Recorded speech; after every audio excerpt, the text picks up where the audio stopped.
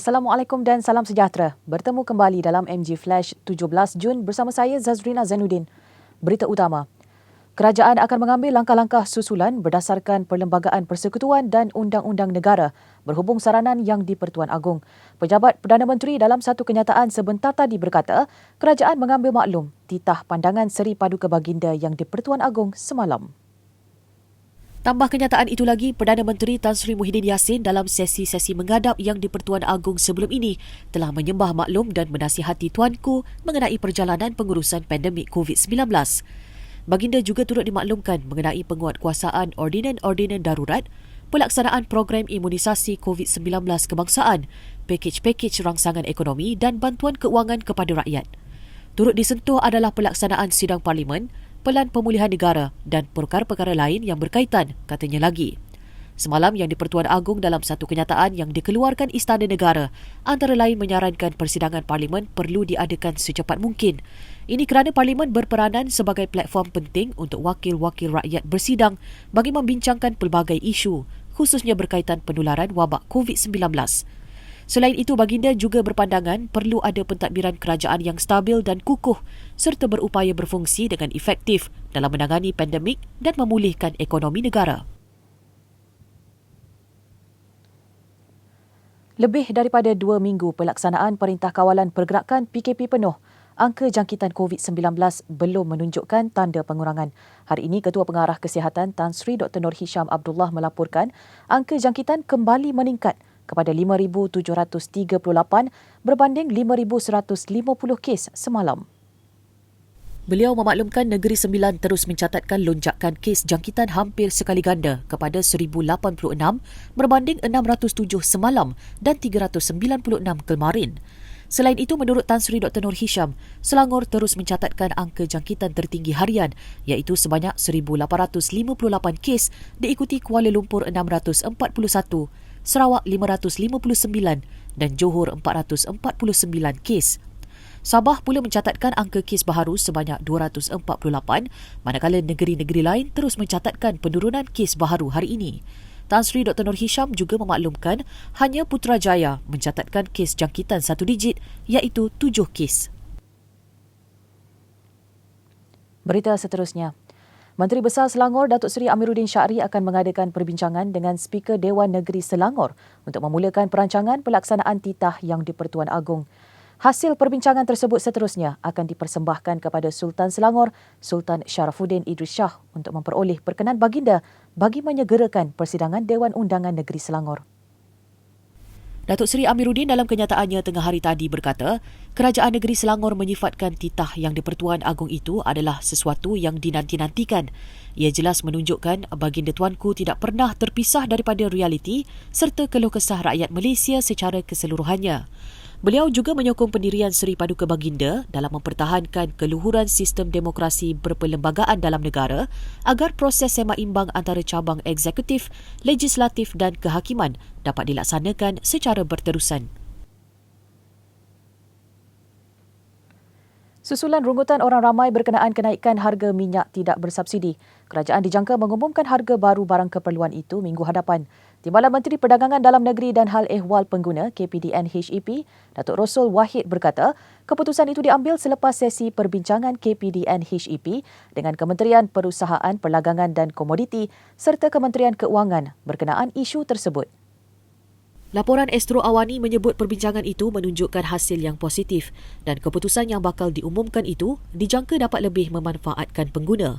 Tambah beliau, pengumuman mungkin dibuat menterinya Datuk Seri Alexander Nantalinggi atau Menteri Keuangan Tengku Datuk Seri Zafrul Tengku Abdul Aziz setelah peringkat akhir perbincangan selesai. Sebelum ini terdapat rungutan orang ramai mengenai kenaikan harga sehingga melebihi RM30 sebotol bagi minyak masak seberat 5 kilogram. Datuk Rosul juga menasihatkan orang ramai supaya terus melaporkan kepada KPDN HEP sekiranya berlaku sebarang kenaikan harga barangan yang mendadak bagi memudahkan tugas pemantauan dilakukan.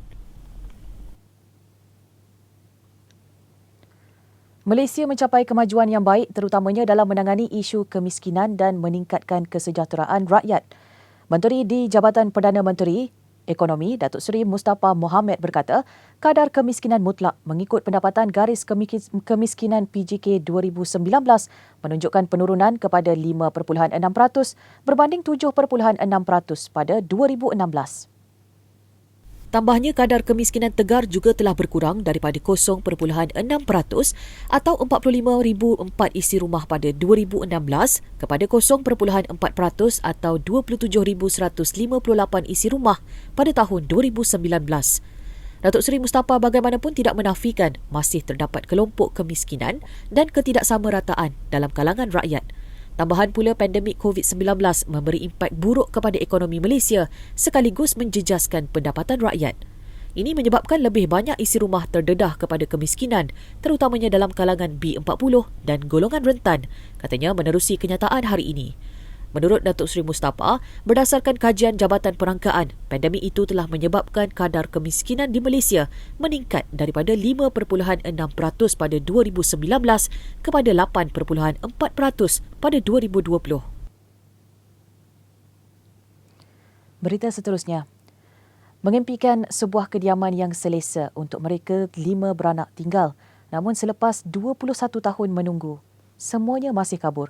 Menurut Roslan Mohamed dari kampung orang asli Air Kuning Shah Alam, sehingga kini mereka terpaksa berteduh dalam sebuah pondok daripada kayu-kayu hutan yang dibina sendiri. Menurut isteri Roslan, Ana Lalat pula, namanya pernah disenaraikan untuk dipindahkan ke Pangsapuri berdekatan, tetapi sehingga kini projek tersebut masih belum boleh diduduki. Pasangan yang dikurniakan 3 cahaya mata itu sudah menetap di pondok Daif berkenaan sejak lebih 11 tahun lalu. Tanpa bekalan elektrik dan air bersih, pondok itu hanya bergantung kepada tenaga solar yang dipasang pada bumbung, hasil sumbangan sebuah badan bukan kerajaan 5 tahun lalu.